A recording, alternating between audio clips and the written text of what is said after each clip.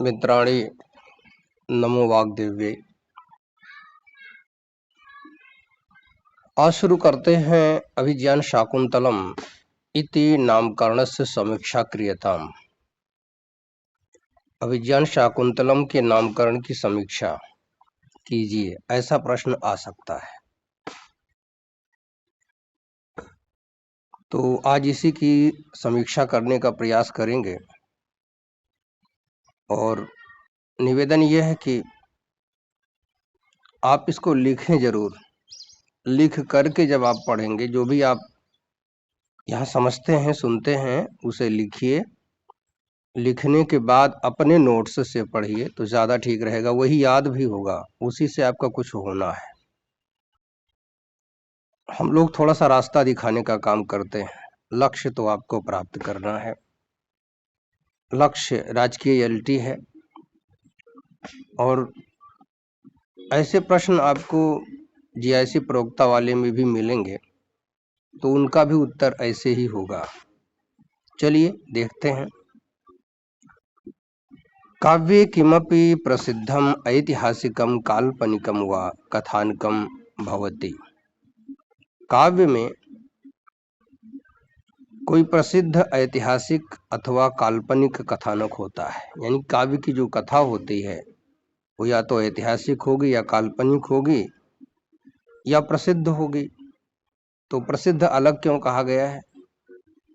कुछ ऐसी चीजें होती हैं जो काल्पनिक होने के बाद भी प्रसिद्ध हो जाती हैं, जैसे कादम्बरी की कथा है, ठीक है।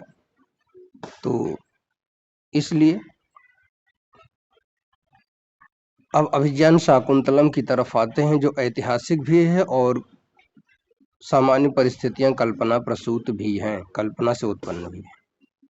अभिज्ञान शाकुंतलम अस्ति एकम समस्या प्रधानम घटना प्रधानम व नाटकम। अभिज्ञान शाकुंतलम एक समस्या प्रधान या घटना प्रधान नाटक है। अत्र अभिज्ञानम इति नामकरणम कृतम महाकवि कालिदासेन। यहाँ अभिज्ञान यानी कि पहचान, इसको लेकर के महाकवि कालिदास ने इसका नामकरण किया है। नाटके अस्मिन् नायिका शकुंतला नायकेन राज्ञा दुष्यंतेन गांधर्व विवाह विधिना परिणीता। इस नाटक की नायिका शकुंतला, यानी इस नाटक में नायिका शकुंतला नायक राजा दुष्यंत के साथ गांधर्व विधि से ब्याही जाती है। स्वनगरम प्रति परावर्तमानेन तेन, अपने नगर की ओर लौटते समय उस राजा ने, यहाँ तेन का आशय समझिएगा, उस राजा दुष्यंत ने एकैकम अत्र दिवसे दिवसे मदीयम नामाक्षरम गणय गच्छस यावत अंतम।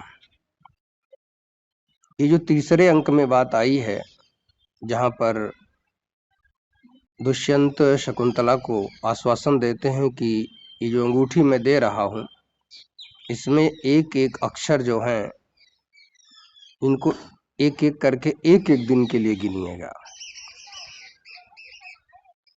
एक एकम अत्र दिवसे दिवसे, प्रतिदिन एक एक अक्षर को यहाँ पर नाम अक्षरम गणे, नाम के अक्षरों को गिनना।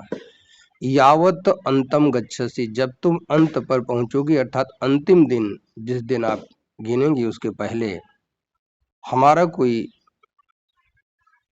व्यक्ति या हम स्वयं तुम्हें लेने आएंगे।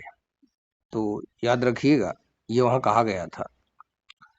इत्युक्त्वा स्वनाम अंकितम अंगुलीयकम स्वयमेव शकुंतलाया हस्ते परिधापितम। ऐसा कह करके उन्होंने अपने नाम से अंकित अंगूठी शकुंतला को स्वयं ही पहनाया था। इति अभिज्ञान विषयणी घटना, यही अभिज्ञान यानी पहचान विषयक जो घटना है, महाभारत से आदि पर्वाद गृहीतम, ये महाभारत के आदि पर्व से ली गई है। आपको पता है महाभारत में 18 पर्व है और आदि पर्व आरंभिक पर्व है, स्वर्गारोहण अंतिम है।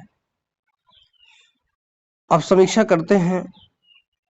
यहाँ पर एक बार फिर आपको बता दें, हमारे पास किताबों का संकलन था, वहां से हम इसका वीडियो बना रहे हैं। देखिएगा, अभिज्ञायते अनेन इति अभिज्ञानम चिह्नम इति। नामकरण की सार्थकता आपको यहाँ पर कुछ रटना भी पड़ सकता है। इससे पहचाना जाता है, ये पहचान का चिन्ह है, इसलिए अभिज्ञा ल्यूट, अभि उपसर्ग है, ज्ञा धातु है, ल्यूट प्रत्यय है। ये हुआ अभिज्ञानम का विवेचन। शकुंतैः लालिता शकुंतला, पक्षियों से पोषित शकुंतला। शकुंतलाम अधिकृत्य कृतम नाटकम शाकुंतलम, शकुंतला को आधार मानकर लिखा गया नाटक होगा शाकुंतलम। अधिकृत्य ग्रंथे, अधिकृत्य कृते ग्रंथे इति सूत्रेण, पाणिनि के इस सूत्रानुसार अण प्रत्यय, इसमें अभिज्ञान शाकुंतलम पद में अण प्रत्यय है, शाकुंतलम पद में अण प्रत्यय है। तो फिर अभिज्ञान में कौन सा प्रत्यय है? ल्यूट ऊपर दिया हुआ है। अभिज्ञान प्रधानम शाकुंतलम, अभिज्ञान शाकुंतलम, जिसमें पहचान ही प्रधान है उसका नाम अभिज्ञान शाकुंतलम है। इति व्युत्पत्तिम दर्शम दर्शम सिद्धम एवं, इस व्युत्पत्ति को देख देख कर सिद्ध हुआ है। अभिज्ञान शाकुंतलस्य समस्या प्रधानत्वम, इसकी समस्या प्रधानता सिद्ध होती है कि कोई समस्या आई है, फिर ये पहचान का रूप लिया है और फिर इसी ने समस्या का समाधान भी किया है। ये पूरा नाटक आप पढ़ते हैं तो आपने देखा होगा, या नहीं पढ़े तो पढ़ लीजिएगा। अंगूठी ही समस्या उत्पन्न करवाती है और अंगूठी ही समस्या का समाधान भी करवाती है। इसलिए आरंभ और अंत दोनों इसी पर आधारित है। नायिका प्रधानत्वम च, और इसे नायिका प्रधानता भी दी जाती है। यानी कि प्रश्न यदि कहीं आता है कि भाई ये विज्ञान शाकुंतलम नायक प्रधान है नायिका प्रधान है, तो नायिका प्रधान ही है। आगे बढ़ते हैं। अतः समस्याम नायिकाम च आदाय कृतमस्य, इसलिए समस्या और नायिका को आधार मान करके किए गए इसके अभिज्ञान शाकुंतलम इत नामकरणम, इसका अभिज्ञान शाकुंतलम यह नामकरण सर्वथा सफलम उचितम च अस्ति, हर प्रकार से सफल और उचित है। अथवा अभिज्ञान सहितम शाकुंतलम, अभिज्ञान सहित जो शाकुंतल है, अभिज्ञान शाकुंतलम वो अभिज्ञान शाकुंतल है। अथवा अभिज्ञानम च शाकुंतलम च इति अभिज्ञान शाकुंतलम, और अभिज्ञान और शाकुंतल इसको लेकर के इसका नाम अभिज्ञान शाकुंतलम है। तो ऐसे आप इसको लिखेंगे। और अब हम चलते हैं एक और प्रश्न की तरफ। अभिज्ञान शाकुंतलस्य चतुर्थांकस्य वैशिष्ट्यम प्रतिपाद्यताम, लगता तो ये है कि बड़ा आसान है, ये कहाँ आने वाला है परीक्षा में। तो जहां तक मेरा अनुभव है, मैं ये जानता हूं कि जो आपकी मुख्य परीक्षा होगी उसमें बहुत कठिन प्रश्न नहीं आएंगे, प्रसिद्ध प्रश्न ही आएंगे, और प्रसिद्ध श्लोकों और पद्यों के अनुवाद ही जो आएंगे, वो भी उसकी जो व्याख्या पूछी जाएगी वो भी प्रसिद्ध ही होगा। आपको खुला आकाश दे दिया जाएगा कि आप विस्तार से लिखिए, और आपके लिखे हुए शब्दों से पता लगाया जाएगा कि आपके विषय की कितनी जानकारी है, कितनी गहराई तक आप इसे समझते हैं, और उसे अभिव्यक्त करने की क्षमता आप में कितनी है। भाई या तो हम बोल के बात कहते हैं या तो लिख के कहते हैं। तो लेखन अभिव्यक्ति का सशक्त माध्यम रहा है, इसलिए तो ध्यान दीजिएगा। चलते हैं, ज्यादा अपनी हम व्याख्या नहीं करते। चौथे अंक का वैशिष्ट्य प्रतिपादित कीजिए, और ये आएगा भी। कालिदास से सर्वस्व अभिज्ञान शाकुंतलम, ऐसा कहा जाता है। कालिदास का सर्वस्व अभिज्ञान शाकुंतलम है। अभिज्ञान शाकुंतले चतुर्थे अंके कवि कर्ण रूपेण उपस्थितो अस्ति, ये कमाल की चीज है। अभिज्ञान शाकुंतलम में स्वयं कालिदास कर्ण के रूप में अवतरित हुए हैं। उनका यह अपनी मन की भावना को दिखाना था कि एक बेटी के प्रति मैं अगर जरूरत पड़े तो कैसी भूमिका अदा करूंगा, ये उन्होंने स्वयं कर्ण के रूप में अदा किया है। थोड़ा सा यहाँ मैं जरूर ये जोड़ दूं कि आप यहाँ पर ये लिखना जरूरी था कि अस्मिन् नाटके सप्तांकाः सन्ति, ये दिखाते फिर बताते चौथे अंक की बात, तो बात थोड़ी और जम जाती, लेकिन जो लिखा है मैं उसी पर विवेचना करूंगा। अतएव चतुर्थम अंकम शाकुंतलस्य हृदयम मत्वा, इसलिए चौथे अंक को शाकुंतलम का हृदय मान करके आलोचक ही स्वीकृतम अस्ति, आलोचकों ने स्वीकृतम अस्ति स्वीकार किया है। काव्येषु नाटकम रम्यम तत्र रम्या शकुंतला, काव्यों में नाटक रमणीय है, अर्थात पढ़ने और दिल में उतारने योग्य है, और उसमें भी चौथा अंक, उसमें भी शकुंतला का चरित्र बड़ा मनोहर है। तत्रापि चतुर्थो अंक, उसमें भी चौथा अंक, और तत्रापि श्लोक चतुष्टयम, ये पंक्ति आगे आती है। तत्रापि श्लोक चतुष्टयम, वहां भी 4 श्लोक जो हैं वो ज्यादा अहमियत रखते हैं, और वही 4 आपके व्याख्या में एक जरूर आएंगे, याद रखिएगा।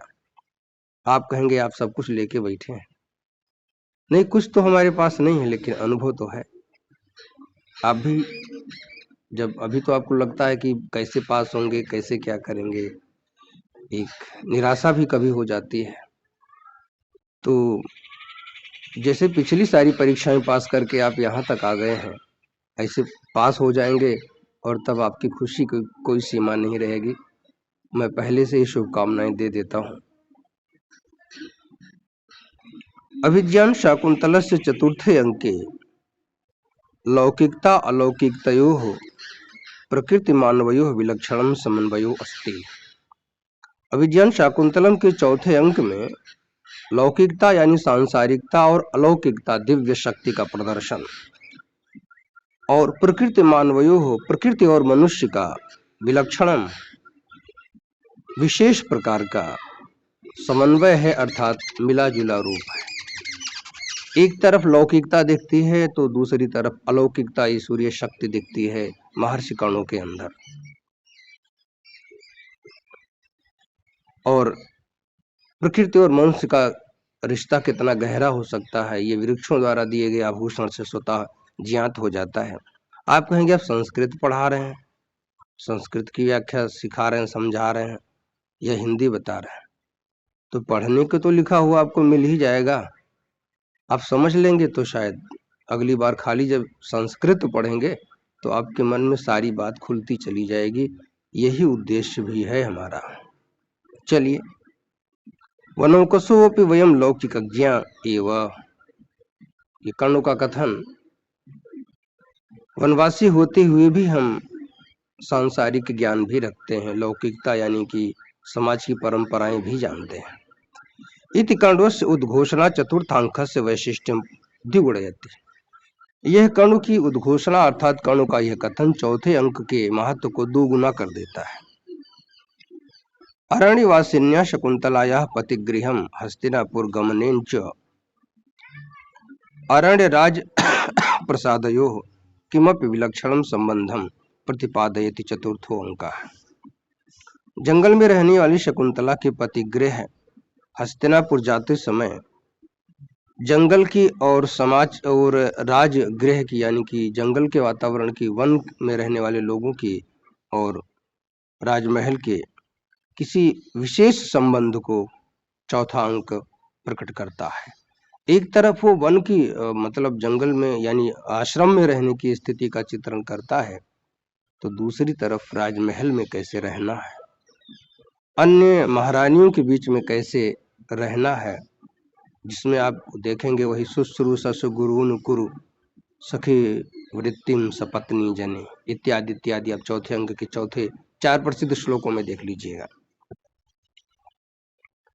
दुर्वासा शापः आकाशवाणी शकुंतलायाः पतिगृह गमनम, दुर्वासा का शाप, ऐसे आप कॉमन लगाते हुए चलेंगे, आकाशवाणी का होना, शकुंतला का पतिगृह जाना, वनस्पतिभ्यः शकुंतलाय आभूषण प्रदानम, वनस्पतियों द्वारा शकुंतला को आभूषण प्रदान करना, कोकिल रवीण शकुंतलायाः पतिगृह गमनाय वनस्पति नाम स्वीकृति ही, कोयल की आवाज, पक्षियों की आवाज के माध्यम से शकुंतला के पति घर जाने की वनस्पतियों द्वारा स्वीकृति देना अर्थात अनुमति देना।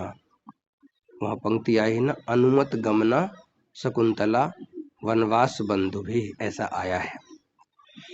मृग शावकीन शकुंतला मार्गावरोधा, जो दीर्घापांग नामक हिरण था ना, उसका नाम था दीर्घापांग। तो उस मृग के बच्चे के द्वारा शकुंतला के रास्ते को रोकना, को में वसने सज्जते, कौन हमारे कपड़े में यानी कि सॉरी से कौन लिपट रहा है, ऐसा कहा गया था।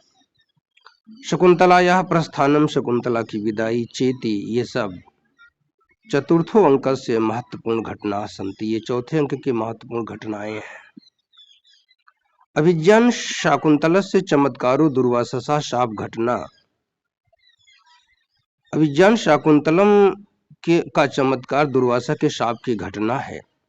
यमाश्रितो वस्ति, अतएव जिस अंक को लेकर के मुख्य आधार बनती है, इसलिए अंको यम विशिष्टम स्थान विभर्ति, यह अंक विशिष्ट स्थान धारण करता है, अर्थात लेकर चलता है। अगर ये शाप की घटना शाकुंतलम से हटा दी जाए तो मुझे लगता है कि कालिदास एक अंक भी आगे नहीं जा सकते थे। इसलिए चौथे अंक को हम पूरे शाकुंतलम की रीढ़ कह सकते हैं। आगे बढ़ते हैं। ये पंक्ति आप जो दिख रही है, प्रसिद्ध 4 पद्यों में से एक, सेयम याति शकुंतला पतिगृहम सर्वैरनुज्ञायताम, वही शकुंतला अपने पति घर जा रही है, आप सभी लोग अनुमति प्रदान करें। पता है ना, पातुम न व्यवस्यति प्रथमम जलम विष्माशु पीतेषु, या ऐसे करके जो पद्य है। इत्यनेन शकुंतलायाः पतिगृह गमनाय अनुज्ञा प्रार्थिता, इस पंक्ति से शकुंतला के पति घर जाने की आज्ञा ली जा रही है, अर्थात वृक्षों से प्रार्थना की जा रही है, क्योंकि वो उसे बहन के समान मानते हैं। उनसे बिना विदाई लिए कैसे जा सकते हैं। आगे वो क्या क्या देते हैं वृक्ष, यहाँ आप देख ही रहे हैं। क्षौमम केनचिदिन्दु पांडु तरुणा मांगल्यम आविष्कृता, केनचित तरुणा इंदु पांडु, केनचित तरुणा इंदु पांडु मांगल्यम क्षौमम आविष्कृतम, ऐसा किसी वृक्ष ने चंद्रमा के समान चमचमाते हुए मांगलिक रेशमी वस्त्र प्रदान किए हैं। इत्यनेन शकुंतलायै वनस्पति भी, इस प्रकार इन पंक्तियों से शकुंतला के लिए वनस्पतियों द्वारा आभूषण प्रदानम अपि विशिष्टा घटना अस्ति, आभूषण देना भी खास घटना है। और वो पद्य भी आ रहा है, अस्मान साधु विचिंत संयम धनानुच्चय कुलम चात्मना, यहाँ पर जो पंक्ति आई है। इति महर्षिणा कर्णवेन दुष्यंताय, इस प्रकार महर्षि कर्ण द्वारा दुष्यंत के लिए, तथा च और शुश्रूषस्व गुरुन कुरु प्रिय सखे वृत्तिम सपत्नी जने, इसकी चर्चा मैंने भी की है। इत्यनेन शकुंतलायै कृता उपदेशा, इस पद्य के माध्यम से शकुंतला को दिया गया संदेश, उपदेश शाश्वतिका, कभी ना भूलने वाला, कभी ना समाप्त होने वाला उपदेश है। हर बाप बेटी से यही अपेक्षा करता है। तथा समाजे सर्वेषां कृते महते उपयोगायस्ते, और समाज के लिए, सभी के लिए अत्यधिक उपयोग के लिए है। माते चतुर्थी का पद है। इत्थम अभिज्ञान शाकुंतलस्य चतुर्थो अंको निश्चितम एवं विशिष्ट तरो अस्ति, इस प्रकार से अभिज्ञान शाकुंतलम का चौथा अंक कुछ विशेष महत्व का अंक रहा है। तो बंधुओं, यहीं तक आज। शुभम भूयात् सर्वदा।